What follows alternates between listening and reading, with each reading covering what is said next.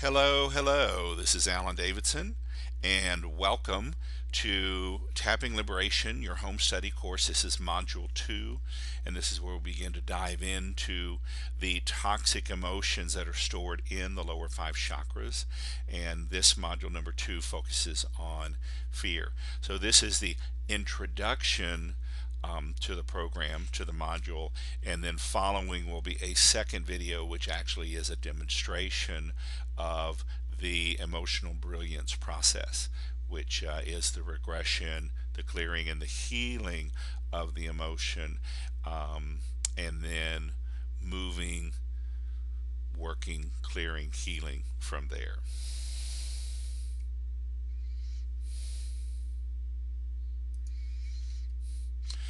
Okay, so I just want to, sort of set the stage. There are really 4 phases in the tapping liberation process, and this home study course really focuses on the first 2, the enlightened tapping, which we did last week, working with the voices of the ego and the self, and then the transcendent self, and then fully transcending and integrating all aspects of consciousness in the body.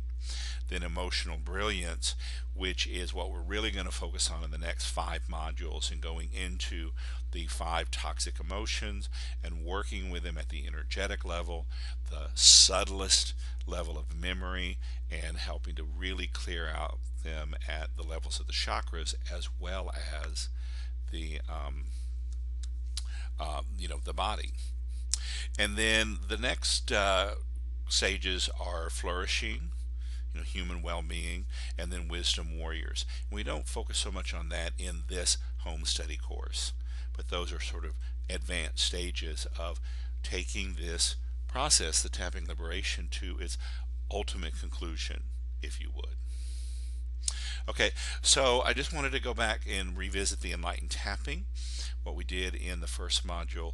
There is that sense of the ego, the self, the personality, the character, and it's who we believe ourselves to be.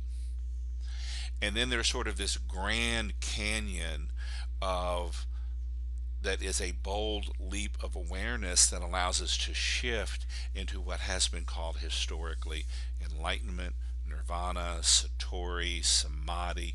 It is that transcending the self, and it is moving into that place of the non-self. There are no boundaries, vast emptiness, unlimited potential and awareness, cosmic being, without the limitations of the ego and the self. And so that's the first stage, is to make that leap. And we now know with our current technology, we don't have to sit on a meditation cushion or a Zen meditation bench for years or months or long periods of days. Now with intention and a mere shifting of perspective, we can actually move into a very enlightened state. And then the tapping, the EFT tapping, then helps to anchor that state into our physical bodies, our bones, our connective tissues, our emotions, our mind, as well as the energetic field. And then the next stage in that process is we go from the self to the non-self, and then we realize that it's very easy for the human being to be stuck in the self, in the perspective of the self, the ego. Most of us are stuck there. But it's also possible to get stuck in that non-self. It's so beautiful. It's so still. It's so peaceful. It's so blissful. There's no suffering. There's no real pain. And so it's as easy to get stuck there as it is in the ego. And so the evolution of consciousness, the path of enlightenment, really then asks us to go to the apex of the triangle, the tip of the pyramid, to transcend and include and move into the fully enlightened, fully embodied true self, which fully integrates all the aspects of the ego, all the voices of the ego, as well as all the enlightened voices of the non-self. Big mind, big heart, the stillness of pure being, the bodhisattva of compassion, Kuan Yin, all those beautiful, beautiful states of being. So it is that transcending and including, and then tapping with each aspect of the self, And then we're going to move into stage 2 today, phase 2 today, which at its base is working with the 5 toxic emotions trapped in the chakras, trapped in our bodies, held there for a very, very long time. So we use a technique of emotional regression, then finding the earliest source of that painful emotion in our consciousness, tapping to clear it, neutralize it, release it, and then being completely free of that particular strain of emotion in our consciousness.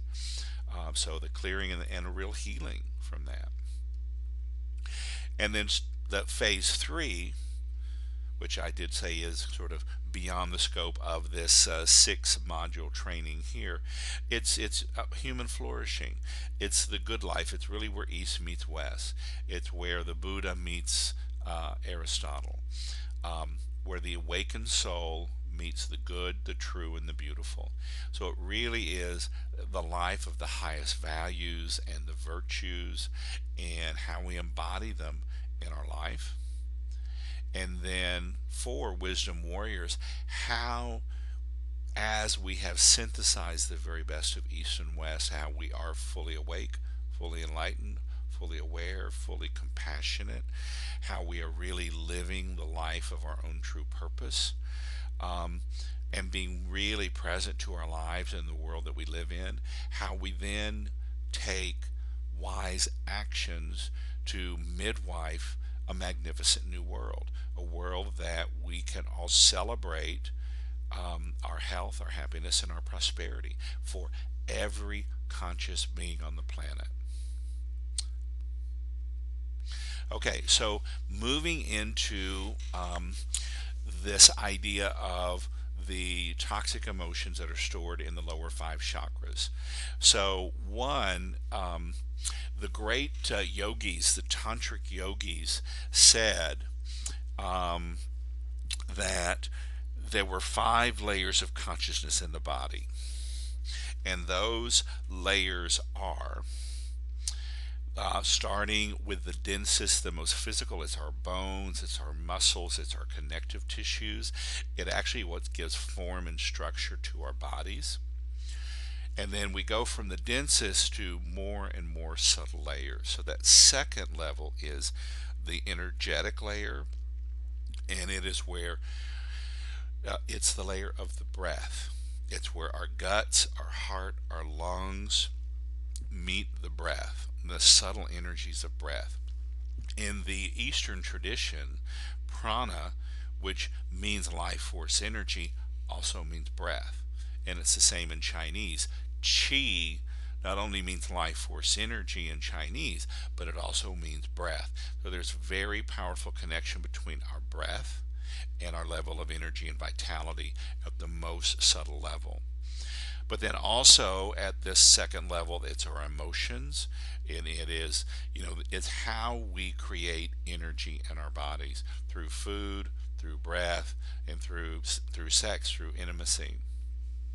That third level is the mind, and includes the brain and the nervous system, but also what they call in India the chitta, the mind stuff. It's the ability to process thoughts and emotions. And then moving to that fourth layer of consciousness is discernment. It's the ability to make choices and to be aware of the consequences of those choices. It really is beginning to really tune into that cause and effect capacity of human. If I make this choice, these are the ripples that are going to happen and the possible consequences from my choice, and understanding and taking responsibility for those choices. And then the fifth level is the most subtle level of consciousness, and that is the energetic field that we know as the 7 chakras. It's the acupressure meridian system. In India, they call that the pranic energy. In China, they called it qi. In Japan and Korea, they call it ki. You can also call it the auric field, the layers of the aura. And so that's that. And those are the 5 layers of consciousness in the body. And I love that they are the lampshades covering the light. And at the essence, at the very heart or center of those 5 layers of consciousness, there is the true self shining. It's the eternal center of consciousness. It is that light, that luminous capacity of consciousness that's beautifully still, perfectly connected to the fields of pure potentiality, of the levels of creation that are not yet manifest. And it's always there. It's luminous and sparkling and shining. And the process of spiritual evolution and enlightenment is really about how we can connect to our truest selves, that luminous capacity of ourselves, and embody that and fully integrate it into every gesture, every choice, every thought, every mode of being that we have in our lives. So for those of you that are familiar with my work, I talk a lot about your 5 vital intelligences, and you can see that they're modeled very much on those 5 layers of consciousness. I call them the physical IQ, again, the bones, the muscles, and the connective tissues, our emotional intelligence, particularly the capacity of emotions to inform our experience and our thought. But also, this is the level of the heart and the lungs and our reproductive organs and our digestive system.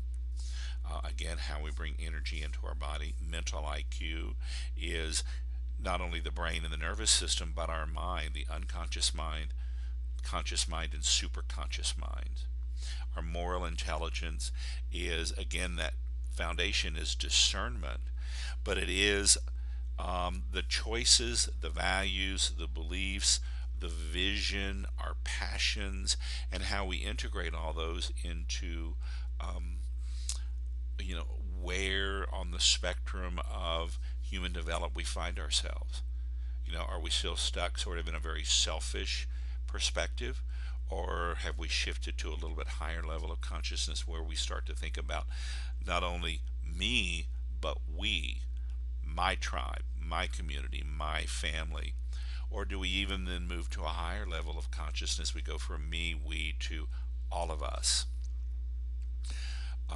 And, all sentient beings on the planet, animals, insects, vegetation, all human beings, recognizing that we, the earth, are really one family. And then spiritual intelligence. And I really talk about the flow of chi and prana through the body as one of the markers of consciousness. How much, my friend Margaret Lynch always talks about igniting your power. How much power can you hold and sustain? How much chi do you have to work with your intention and your energy levels through the day? And then there is the spiritual levels of enlightenment, which we will get to. Okay, so coming back to that subtlest 5th layer of consciousness, I'm talking about the 5 chakras, so I just want to do a quick reminder to everyone. Here are the 7 chakras in the body. They are the subtlest energetic field in the body, and the great tantric philosophers, the tantrikas from ancient India, talked about these 7 layers of consciousness in the subtle field, starting at the base of the spine. It's actually the tip of the coccyx bone is the physical point of the body where we access the sacral root chakra. The root chakra. And then the sacral chakra is just about an inch below the belly button, and it works with the reproductive organs. And then moving up the spine, right just below the rib cage, the arch of the rib cage in the front of your body, that's the solar plexus. The heart chakra is right there at the heart. The throat chakra, the third eye, is between the eyebrows, and the crown chakra is really just above the pineal gland, underneath the skull, but then emanates. And when the crown chakra is really activated and luminous, that's when people see the halo effect around the top of your head. Now, the chakras themselves are actually just energetically in front of your spinal column. So they're there. And the lower five chakras deal with the different elements of creation. They are about three-dimensional time and space and matter. The root chakra is earth. The sacral second chakra is water. The solar plexus is fire. The heart chakra is air. And the fifth chakra, the throat, is about ether, that ethereal element that suspends earth, water, fire, and air. So it's the five-pointed star of consciousness and creation. Now, what we know is that Carolyn Mace calls each of these chakras also databases of information and consciousness. And so we have those. And what I have found in my own work, in over 30 years of my own spiritual work and evolution, and my work as an energy medicine practitioner for the last 24, almost 25 years, is that each of these chakras also holds a major emotion, and it is a toxic or destructive or a poisonous emotion, a painful emotion that's held there. And we must go in at the energetic level to release these painful, intense emotions so that they can clear from the energetic field as well as from our minds and our bodies. So here are the five toxic emotions. In the root chakra, at the very base of the spine, is fear. The second chakra is cravings, the desire, the deep desire for pleasures. The solar plexus is anger. The heart chakra is shame, and the throat chakra is grief. And in this module, number 2, we're focusing on that root chakra in fear. Now, not only are we going to be working with these painful emotions, but underneath each of those painful emotions, there's actually a state of being that goes with the toxic emotion. So for all the years of chronic fear, when we finally begin to neutralize those and strip those away and release them from all the layers of consciousness in our life, then at the first chakra we're left with a sense of deep peace. And the chakra 2, a level of deep desire. Chakra 3, deep power. Chakra 4, deep presence and vulnerability. It's an exquisite vulnerability. And then chakra 5 is a deep joy. So are all these deep, deep states of being that are available to us. But we have a hard time experiencing them because we have all these toxic emotions that keep us sort of stuck in our egos and ourselves and our minds, and they're not available to us. So this work is about not only going in and regressing to these earliest experiences of these painful emotions, but neutralizing them and releasing them so that we can have and experience deep peace, deep desire, deep power, deep presence, deep joy. So I found this quote that I just love. Fear does not stop death, it stops life.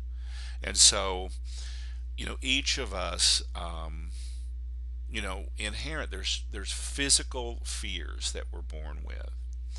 And, the fear of falling, the fear of loud noises, but all the other fears are somewhat learned and conditioned.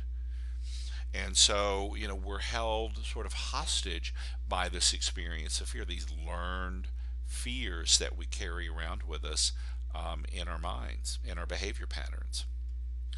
And so here are just some of the destructive emotions that are associated with fear.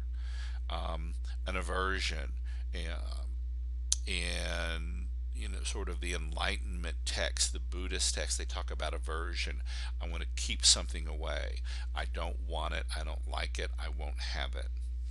There's anxiety, afraid, concerned, stress, nervous, worry, startled, apprehensive, dread, petrified, panicked, frantic, hysteria, terrorized, horrified, paranoia, doubt, insecurity, unsure, confusion, delusion, and then the last word I have here is ignorance. So there's all these different aspects of fear that each of them is a unique voice in the consciousness, and each of us has a low level of chronic fear and anxiety going on at the back of our minds all the time. And I want to describe something for you. You know, if you think about it, when we're born and we're babies, and as we enter the world, we are this complete ball of pure innocence and vulnerability and love. And that is our natural state of being. And we have been in deep connection with our mothers in the womb and completely connected to the experience of being in a body. And then the minute that we're born, we're thrust into a world. Now, in my day, you got slapped on the bottom and it's like, hello world, welcome. You know, bright lights, cold, loud noises, smacked on the bottom. And so that initial fear, that sacred wound that we all carry, is the experience that I am separate from this great cosmic essence of love and compassion. And that is the beginning of the ego in the sense of an I am. Now, as we begin to develop as babies through our parents, our families, and the culture we live in, then we have two core possible wounds. And one of those is abandonment, and one of them is annihilation. I need love, and you're not going to give it to me. You're going to leave me. You're going to abandon me. That is one of the chronic core fears that we all have. The other is annihilation, that the world is big and I'm small and I'm going to be overwhelmed or hurt or ignored or even annihilated, wounded or killed. And so there's a fear there of annihilation or the fear of abandonment, and that drives many of our behaviors and our choices. And then we go on to the different complexes and personality and character traits that we develop that become our persona, and it's how we manage the world. And at the base of that, for all of us, is a core anxiety that is driving so many of the choices, and it's how we manage that anxiety that actually causes us to develop character and strength and core values. And so it actually is a maturing factor for most of us. But we reach a certain point where we don't want fear to be a psychological driver, and that's really what spiritual practice, enlightenment practice is all about, is how we transcend fear. And I was talking with Michael Gelb yesterday, the author of Think Like Leonardo da Vinci and the seven principles for genius thinking. And he's a longtime Aikido practitioner, as I have been a longtime Tai Chi practitioner. And all the great martial arts masters have completely transformed their relationship to fear. A sensation might arise in the body, but they don't have to react to it. A circumstance might happen in the world, but they don't have to react from a place of fear. They can respond from a place of consciousness and awareness. So here are just some things about fear that we work with.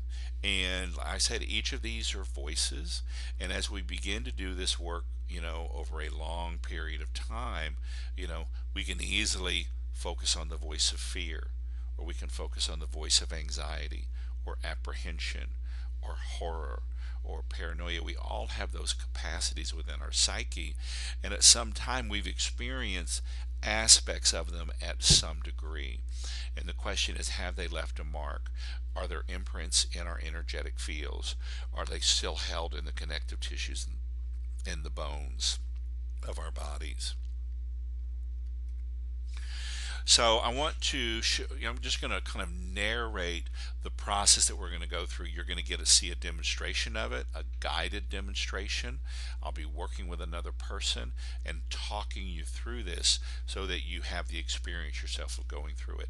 You each have a downloadable PDF of this form. This is the template, and I print up many of these. I've got a stack of them in my office, so when I go in the mornings and do my own healing work, I have these right here.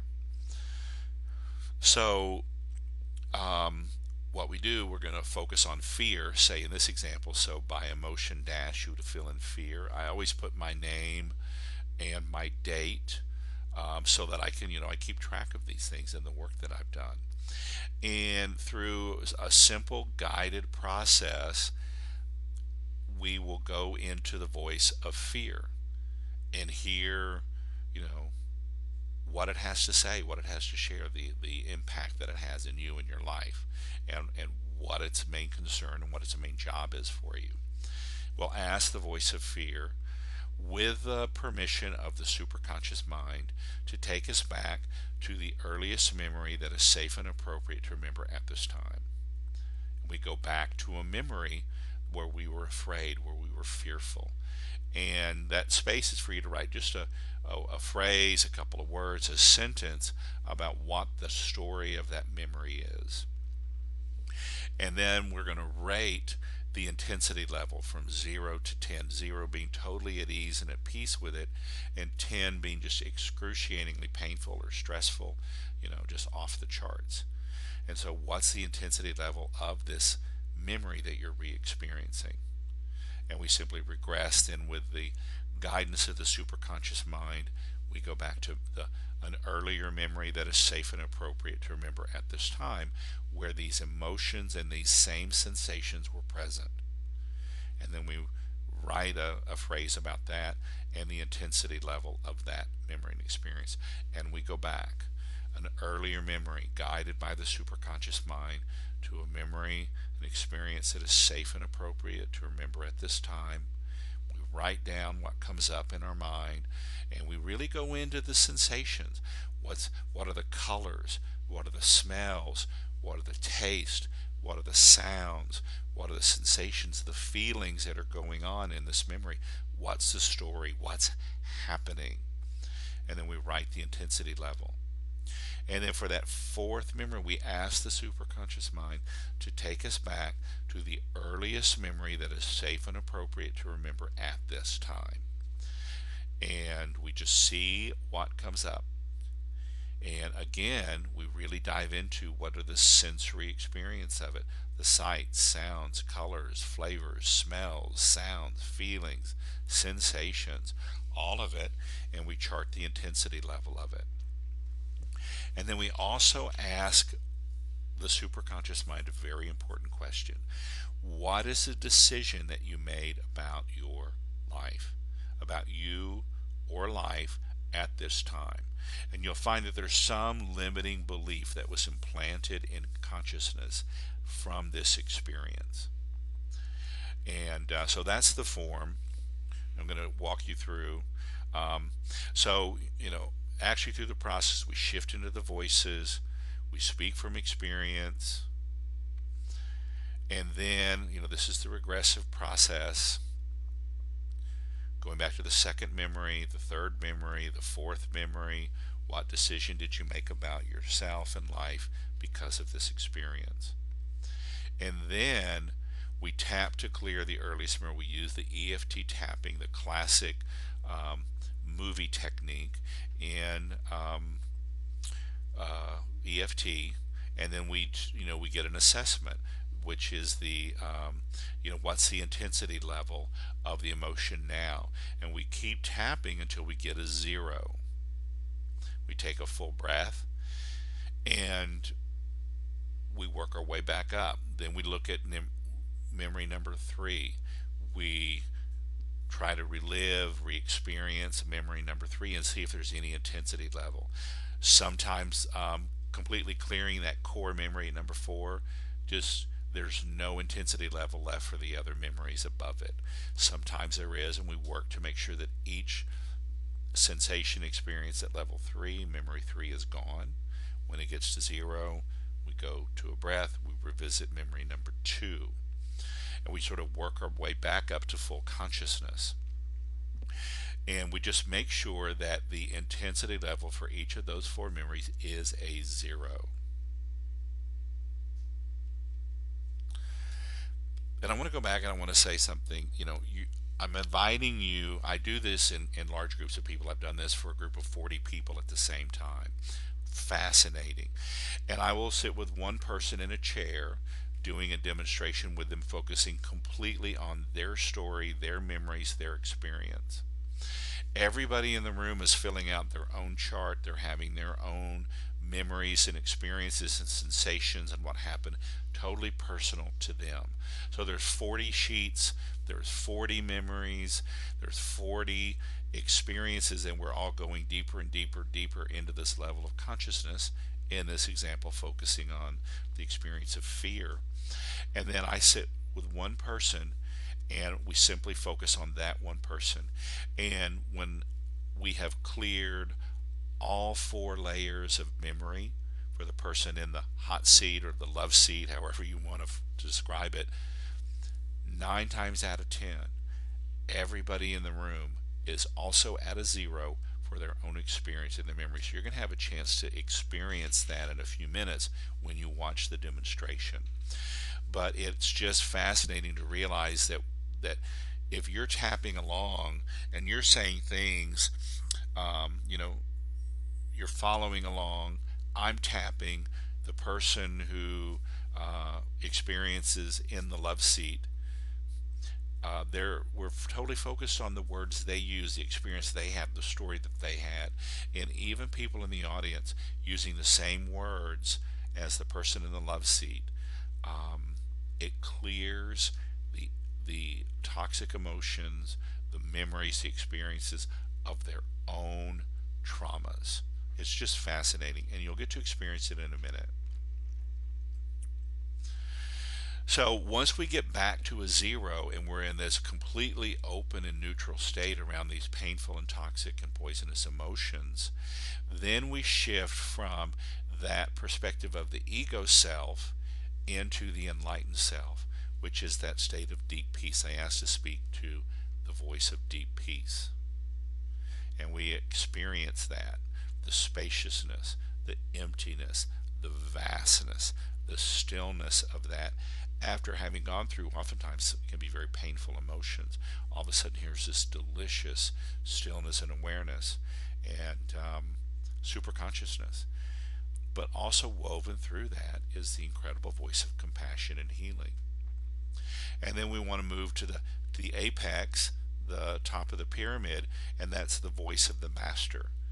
And in the Zen tradition, it's always the question, Master, are you in? Are you present? And then from the voice of the master, which has transcended and included all of these memories, all of these experiences, all this healing and clearing, offset it with this amazing sense of deep peace.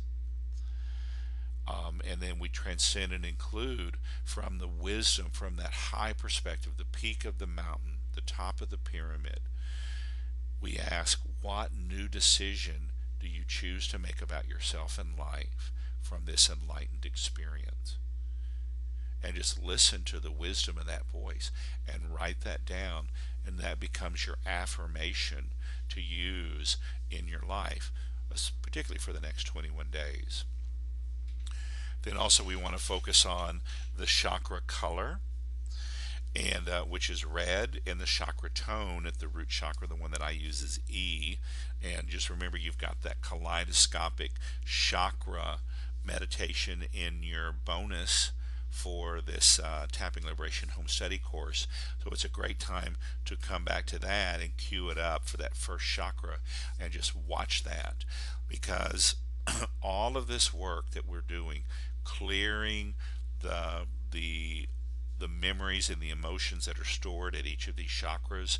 We also then want to kind of really come in and bring the fullness of that chakra into our own consciousness. So focusing on that red kaleidoscopic piece and toning E really allows that chakra to just completely erase and transmute and transcend those imprints, those long held imprints of those emotions and those memories in the chakra.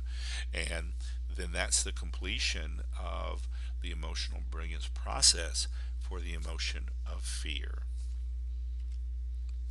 And so that's really the end of this introductory module.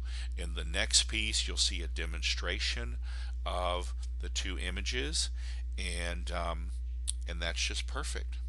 So thank you very much. See you in a few minutes in the next section.